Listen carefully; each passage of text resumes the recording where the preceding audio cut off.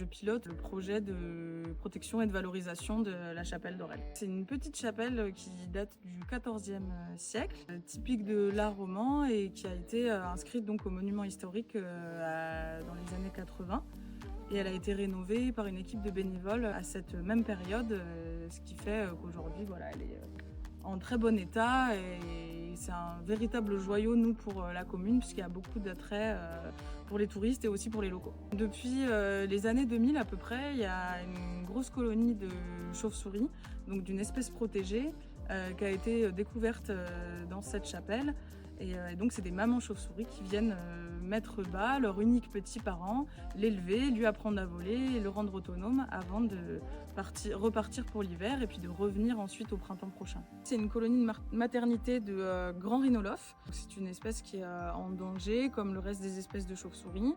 Et ici, elle y trouve un intérêt puisqu'il y a des conditions de température, d'humidité, de calme qui lui permet de mettre bas et d'alimenter ses petits jusqu'à ce qu'ils puissent être autonomes.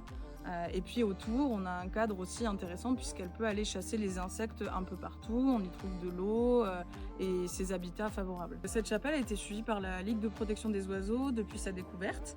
Et en 2023, la commune a été alertée par les associations de protection de la nature et les services de l'État puisqu'il y avait eu de nombreuses mortalités sur cette colonie de chauves-souris. Donc ils ont demandé à la commune de mettre en place quelque chose, une protection sur cette chapelle. Donc à partir de là, la mairie a lancé une grande concertation qui a réuni donc les services de l'État, protecteurs de l'environnement et protecteurs du patrimoine bâti, les associations, les acteurs locaux comme le parc de l'Aubrac, le club de randonnée, l'office du tourisme, la paroisse, les habitants aussi, de façon à trouver des solutions pour protéger cette chapelle, mais aussi pour valoriser ce patrimoine bâti qui est très cher à notre commune. Donc il a été décidé pour protéger les chauves-souris de fermer temporairement la chapelle donc du 1er mai au 1er septembre. Et de façon à tout de même pouvoir l'observer, on a fait une petite trappe visuelle dans la porte, comme ça on peut juste glisser les yeux et observer la chapelle de l'intérieur même quand la porte est fermée.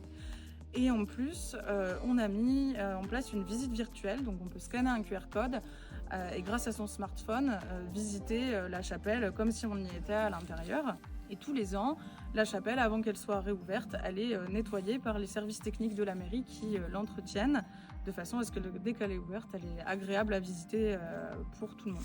Et donc depuis cette année 2025, le comptage qui a été fait cet été a révélé que c'était donc la première colonie pour cette espèce à l'échelle de l'Occitanie. Donc là actuellement, accompagné par la Ligue de protection des oiseaux, on est en train de mettre en place une protection qui s'appelle un arrêté préfectoral de protection de biotope qui va nous permettre donc de protéger cette chapelle pour les chauves-souris.